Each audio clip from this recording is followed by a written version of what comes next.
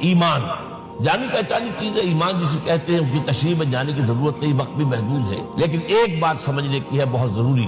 ایمان کے دو لیول ہیں، ایک قانونی ایمان ہے جس کی بنا پر ہم ایک دوسرے کو مسلمان سمجھتے ہیں، اس کا تعلق اقرار باللسان کے ساتھ ہے، زبان سے کہنا اشہد ان لا الہ الا اللہ وحدہ لا شریک لہ واشہد ان سیدنا و مولانا محمد عبدہ ورسولہ۔ کوئی ہندو تھا، سکھ تھا، پارسی تھا، عیسائی تھا، یہ کلمہ کہے اور اسلام میں آ گیا۔